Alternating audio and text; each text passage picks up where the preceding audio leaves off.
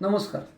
मी doctor प्रसाद सोनवणे, संस्थापक सिद्धी international academy करंजाड, संचालक मराठा विद्याप्रसारक समाज संस्था नाशिक, प्रदेशाध्यक्ष राजश्री शाहू शिक्षण परिषद महाराष्ट्र राज्य, प्रदेशाध्यक्ष इंग्लिश स्कूल्स महासंघ महाराष्ट्र राज्य.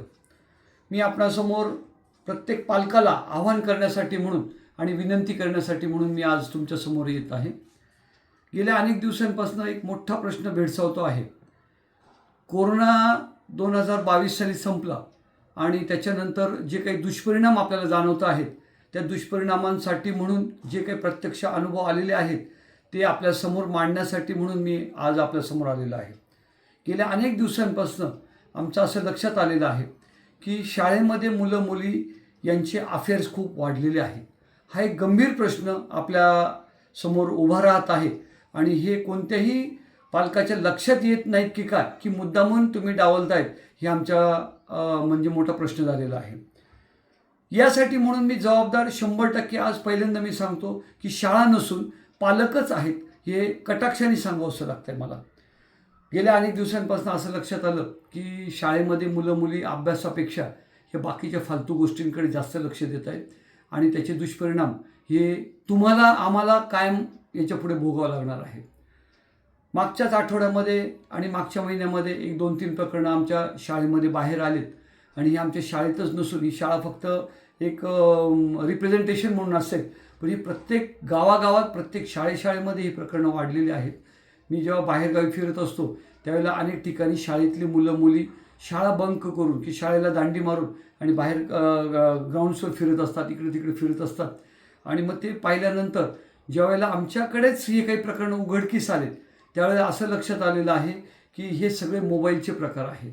यापूर्वी मोबाईल कधीच नव्हता किंवा मोबाईलचे दुष्परिणाम नव्हते, परंतु कोरोना काळामध्ये आपण आपल्या मुलांना एक अभ्यासाचं निमित्त म्हणून मोबाईल त्यांच्या ताब्यात दिले आणि मोबाईलचे ताब्यात दिल्यानंतर ज्यावेळेला ते ग्रुप्सवर त्यांचे मोबाईल नंबर्स वगैरे यायला लागलेत त्याच्यातनं त्यांची मैत्री वाढत गेली, त्याच्यातनं त्यांचे प्रेमसंबंध वाढत गेले.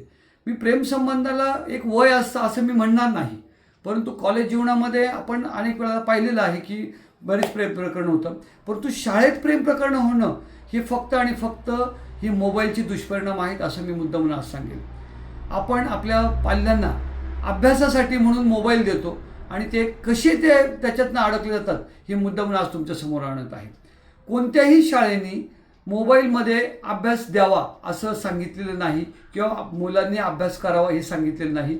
उलट त्यापेक्षा मी सांगेन की 80-90 हजाराचे तुमचे अँड्रॉइड मोबाईल्स घेण्यापेक्षा एक 5 ते 7 हजाराचा जर तुम्ही कॉम्प्युटर घेतला आणि त्या माध्यमातून वायफाय जर दिली त्याला आणि त्याच्या माध्यमातून जर तुम्ही त्या मुलांना अभ्यास करायला दिला तर तो अजून चांगला प्रकार होईल असं मी मुद्दामून सांगेन. परंतु मुलं मुली तुम्हाला फसवतात. तुमच्या घरातले जे कोणाचे मोबाईल्स असतील अँड्रॉइड मोबाईल ते त्यांच्या ताब्यात घेतात, त्या माध्यमातून ते सांगतात की आम्हाला अभ्यास करायचा आहे आणि ते एका रूममध्ये कोंडले जातात आणि त्या रूममध्ये काय प्रकार होतात हे गेल्या 2-3 आठवड्यापासून किंवा 2-3 महिन्यापासून उघडकीस आलेली प्रकरणं मी मुद्दामून आज तुमच्यासमोर मांडत आहे. शाळेमध्ये मोबाईल नंबर्स एक्सचेंज केले जातात, तुमच्या ग्रुपवरनं त्यांचे मोबाईल नंबर्स काढले जातात. त्यांच्यापेक्षा मुली त्यातल्या त्यात जास्त बिघडलेल्या आहेत असं मी म्हणेन आणि याला कारणीभूत 100% आया आहेत. आया ज्या भावनाप्रधान होतात, वडील भावनाप्रधान होतात, त्यांचे मोबाईल त्या मुलींकडे दिले जातात, त्या मुली त्या मुलांना संपर्कात येतात, त्या मुलांना हाय म्हणून पाठवतात, फ्रेंडशिपची ऑफर टाकतात, त्या व्हॉट्सअपच्या इमोजीवर गुलाबाचं फूल पाठवतात, बदामाचं चित्र पाठवतात आणि त्याच्यातनं ती मैत्री वाढत जाते आणि ती मैत्री वाढत जाऊन इतके वाईट परिणाम होतात की त्यांचं अभ्यासाकडे दुर्लक्ष होतं आणि या फालतू प्रकरणांकडे जास्त वाढत जातं. 8वीचे किंवा 7वीच्या मुलींचं हे वय आहे का प्रेम करायचं? त्यांचं आज वय आहे अभ्यास करायचं. परंतु पालकांनी स्वतःला आपल्या मुलामुलींपासून तोडून घेतलेलं आहे आणि मोबाईलच्या या विळख्यामध्ये या दुष्परिणामांमध्ये पालकसुद्धा स्वतः अडकलेले आहेत आणि त्यामुळे हे प्रकार वाढलेले आहेत. गेल्या काही दिवसांपासून आमच्या असं लक्षात आलेलं आहे की मुलींकडनं जास्त ऑफर्स मुलांना येत आहेत आणि तेही शाळेतल्या मुलींना. म्हणजे 6वी-7वीच्या मुली 8वी-9वी-10वीच्या मुलांना ऑफर्स टाकतात आणि त्यांना मैत्रीसाठी म्हणून ऑफर करतात. आणि सगळ्यात महत्त्वाची गोष्ट म्हणजे गेल्या आठवड्यामध्ये एक प्रकरण असं आलं की एका मुलीचं प्रेम प्रकरण त्यांच्या घरापासूनच उघडकीस झालं, त्यांच्या काकांनी ते उघडकीस केलं आणि ते आमच्यापर्यंत ज्यावेळेस आलं त्या मुलीला ऑफिसमध्ये बोलवलं गेलं.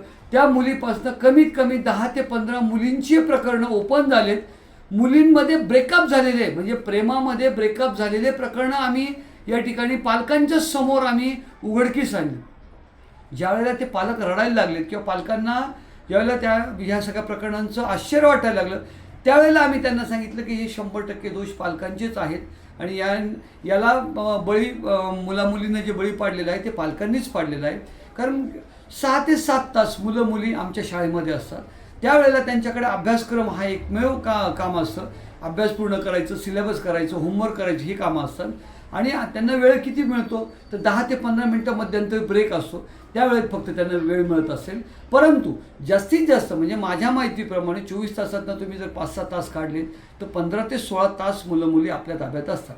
तुमच्याकडनं ती मुलं मुली अभ्यासाच्या निमित्ताने ते मोबाईल ताब्यात घेतात, एका रूममध्ये कोंडतात आणि तिथून त्यांचं चॅटिंग वगैरे ते सगळ्या काही गोष्टी इंस्टाग्राम असेल किंवा ते कोणतं बरेचसे व्हॉट्सअप आहेत, फेसबुक आहेत, चॅट्सचं काहीतरी एक नवीनच प्रकार आलेला आहे त्याच्या माध्यमातून डायरेक्ट त्यांना संपर्क साधला जातो आणि त्याच्यातनं ही प्रकरणं उघडकीस आली आहेत. मागच्या वर्षी एक प्रकरण असं उघडकीस आलं की एका मुलीने तिच्या मैत्रिणीला ऑफर टाकली की बा अमुक मुलाशी माझं कॉन्टॅक्ट करून दे. त्या मुलीने केलं नाही म्हणून तिचा फोटो व्हायरल केला गेला. ती इथनं बेपत्ता झालेली शाळेतनं असं म्हणून सांगितलं गेलं. तिच्या त्या पुण्याच्या काकांपर्यंत ते फोटोन ते पोचला आणि ज्यावेळेला इथं समजलं त्यावेळेला ते पोलीस स्टेशनला गेले आणि पोलीस स्टेशनला साहेबांनी मला फोन करून सांगितलं की असं प्रकरण आपल्या शाळेच्या याच्यातनं बाहेर पडलेलं आहे. दुसरं प्रकरण एक बाहेर आलं की मग एक पासआउट झालेला मुलगा आणि शाळेत असलेली मुलगी त्यांचे कुठं संपर्क आले असतील मला माहिती नाही. अजून एक महत्त्वाची बाब म्हणजे क्लासेस हा सगळ्यात एक बिघडायचा मोठा पर्याय बाहेर आलेला आहे. क्लासेसच्या माध्यमातून मुलं मुली त्या ठिकाणी जातात. त्या शिक्षकांचं त्या क्लासेसच्या माध्यमातून अजिबात लक्ष राहत नाही आणि तिथं ते फोन नंबर्स एक्सचेंज केले जातात. तिथून ते मुलं मुली घरी दिले जातात आणि तिथून मग त्यांच्या मोबाईलवरनं परत एक प्रकार उघडकीस आलेला आहे. त्या क्लासेसच्या माध्यमातून ते प्रकरण उघडकीस आलं आणि ह्या आठवड्यामध्ये म्हणजे एका मुलीने एका मुलाला चिठ्ठी पाठवली आय लव्ह यूची आणि त्याच्यामध्ये मोबाईल नंबर पाठवला त्याचा आणि त्या मुलाला संपर्क करायला सांगितला आणि त्यांना टायमिंगसुद्धा दिले गेलेत. म्हणजे इतकं वाईट आहे की पालक किती अडकलेले असतात त्याच्यामध्ये. तुम्ही टी व्ही पाहायला ज्यावेळेला बसतात त्यावेळेला घाणेरड्या सिरियल्स बघतात, घाणेरडे पिक्चर, फॅन्ड्री बिंड्री याच्यासारखे पिक्चर्स पाहतात तुम्ही. ते पिक्चर्स तुम्ही आपल्या मुलामुलींचं समेत पाहतात. त्याचे रिपल्केशन्स मुलांवर होतात. तुम्ही त्यांच्यापासून तुटलेले आहात कारण तुम्ही मोबाईलमध्ये इतके गुंतलेले आहात, तुम्ही पैसे कमवण्याच्या मागे इतके गुंतलेले आहात. आणि सगळ्यात महत्त्वाचा पार्ट म्हणजे पूर्वी असं होतं की हम दो हमारे 4-5 असायचे, आता हम दो हमारे 2 आहेत. त्याच्यावर तुमचं त्या मुलींवर इतकं प्रेम वाढलेलं आहे आणि ते प्रेम नाही म्हणणार, तुमचा तो धाक नाही असं म्हणेल आणि त्याच्यातनं तुम्ही मुलींना बिघडवायचे प्रयत्न चालू केले आहेत. कारण तुम्ही पैशांच्या मागे, कामाच्या बाबतीमागे इतकी गुंतलेले आहात की तुमचं मुलींकडे अजिबातच लक्ष नाही आणि तुम्ही सगळं ते शाळांवर सोडून दिले आहे. मला एक सांगा, तुम्ही शाळांशी तुमचा संपर्क 5 ते 6 तासांचा असतो, 12 ते 15 तास तुमच्यापर्यंत असतात. तुम्ही जास्त सुधारायचा प्रयत्न करा असं मी एक विनंती करतो तुम्हाला. आणि मी असं एक विनंती करेल की यापुढे कोणत्याही आपल्या पाल्यांना मोबाईलच्या विळख्यामध्ये अडकवू नका. त्यांना कॉम्प्युटर्स किंवा लॅपटॉप्स घेऊन द्या. त्या लॅपटॉपच्या माध्यमातून जर अभ्यास करू द्यायचा असं करू द्या. परंतु पुस्तक संस्कृती ही अतिशय तुटलेली आहे. पुस्तकाच्या माध्यमातून त्यांना अभ्यास करू द्या आणि पुस्तकातनं त्यांना प्रश्न उत्तर शोधू द्या. कारण आमचे शिक्षकसुद्धा तेच करतात, प्रत्येक शाळेत न करतात.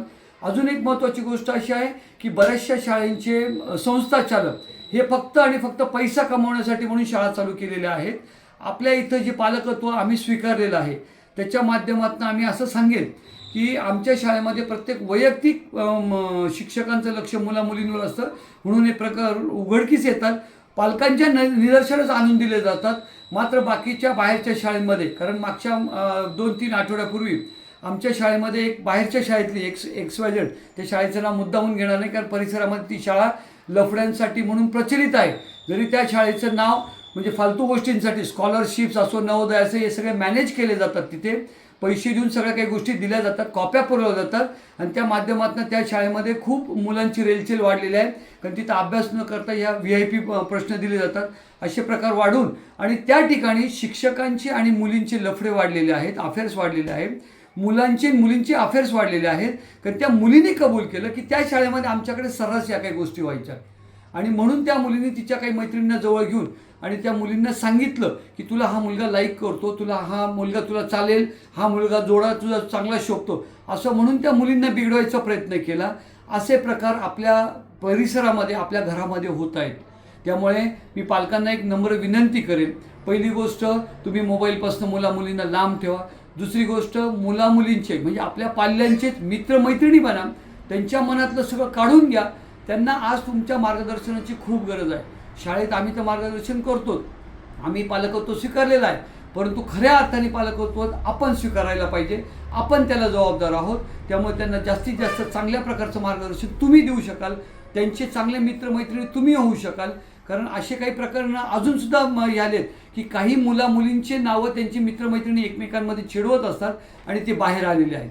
तरी मी तुम्हाला एकदा विनंती करतो की तुम्हाला जर पुढील पिढी तुमची घडवायची असेल, बिघडवायची नसेल, तर तुम्ही त्याच्यामध्ये वैयक्तिक लक्ष घालणं खूप खूप गरजेचं आहे, अत्यंत गरजेचं आहे. आणि त्यामध्ये निश्चित तुम्ही लक्ष घाला. ही व्हिडिओ क्लिप तुम्हाला आवडली असेल तर तुम्ही ही बाहेरच्या शाळेच्या मुलामुलींना आपल्या नातेवाईकांच्या मुलामुलींपर्यंत सुद्धा पोहोचवा, जेणेकरून त्यांचे मुलं मुलीसुद्धा या विळख्यात अडकणार नाहीत, या प्रेम प्रकरणात अडकणार नाहीत. आणि हे त्यांचं वय नाही. आता सध्या सरकारने पोक्सो असेल किंवा सुधारगृह असेल, हे अनेक नवीन कायदे सुरू केलेले आहेत आणि त्याच्यामधनं या मुलामुलींना सुधारण्याचा प्रयत्न सरकार करत आहे. परंतु खरी जबाबदारी आपली पालकांची आहे असं मी मुद्दामून या ठिकाणी म्हणेन. आणि मी जास्त वेळ न घेता तुम्हाला ही व्हिडिओ जास्तीत जास्त सर्क्युलेट करण्यासाठी मी विनंती करतो. जय हिंद, जय महाराष्ट्र, जय जिजाऊ, जय शिवराय.